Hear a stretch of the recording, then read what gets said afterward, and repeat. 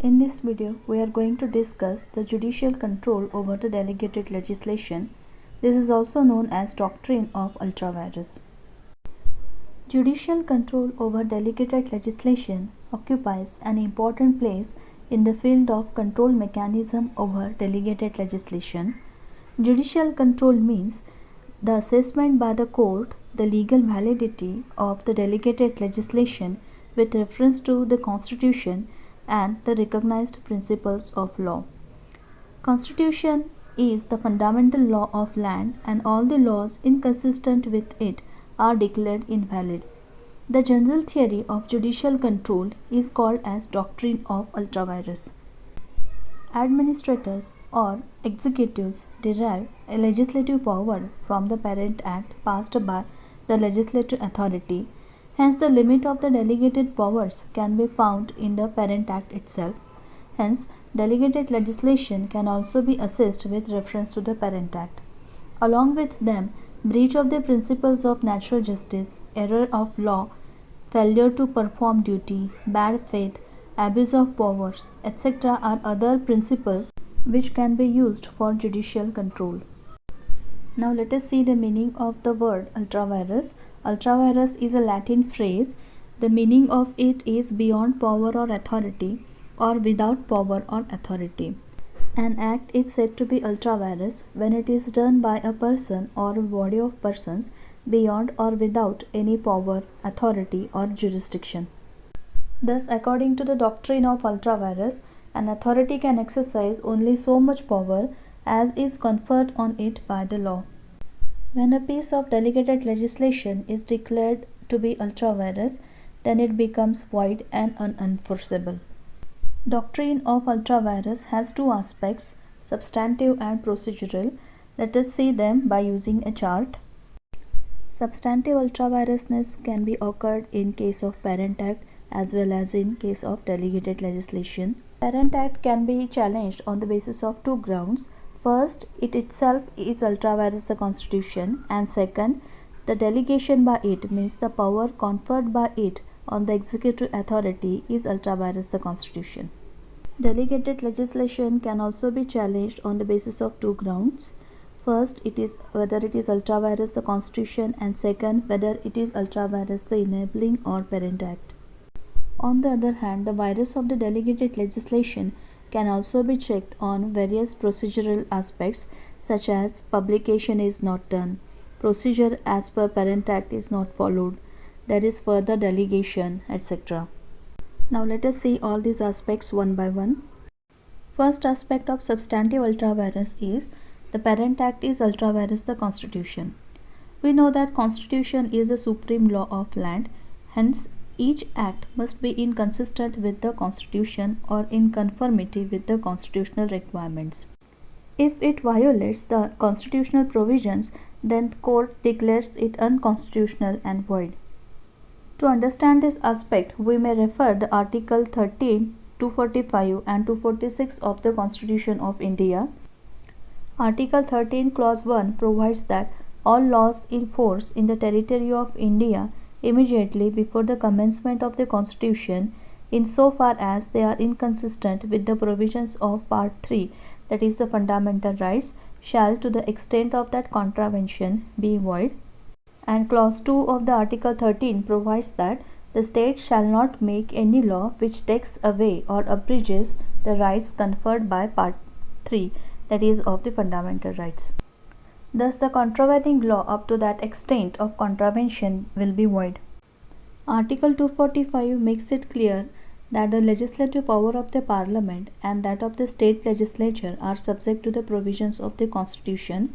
The state legislature can make law only for the state concerned, and therefore the law made by the state legislature having operation outside the state would be invalid.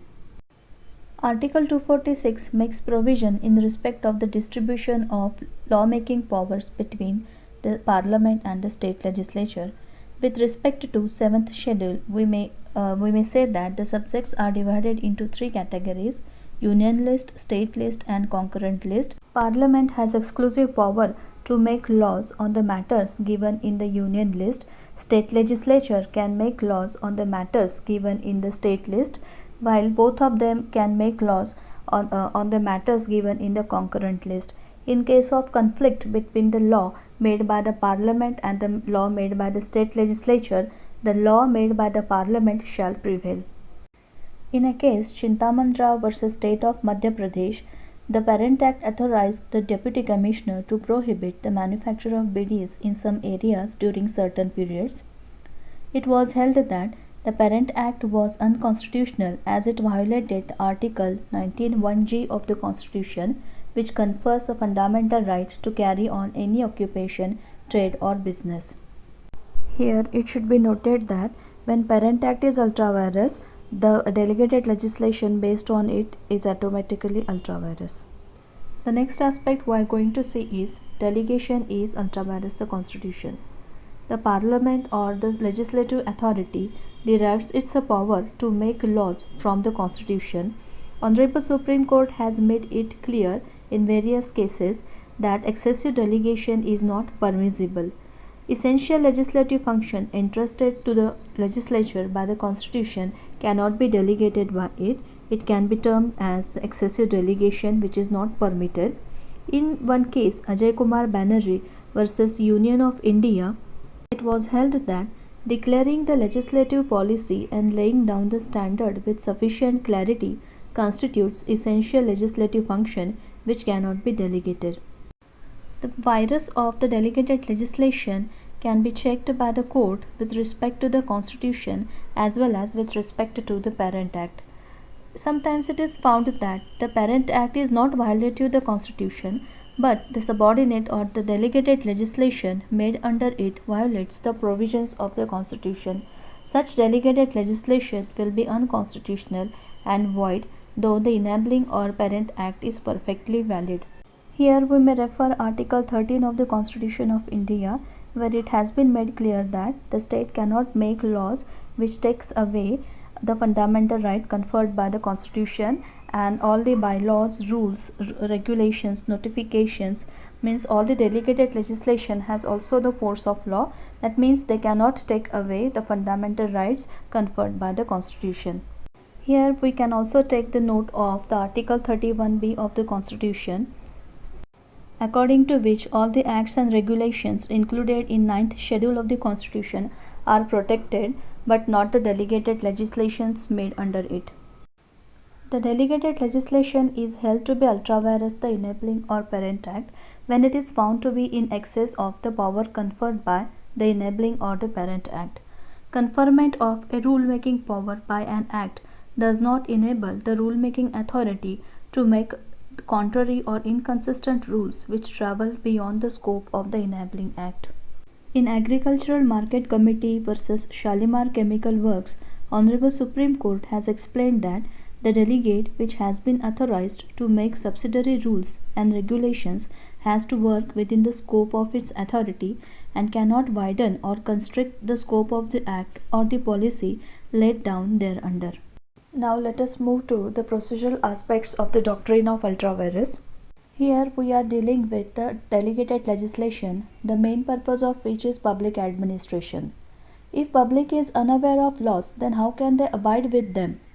Hence prior publication is necessary to avoid surprising laws.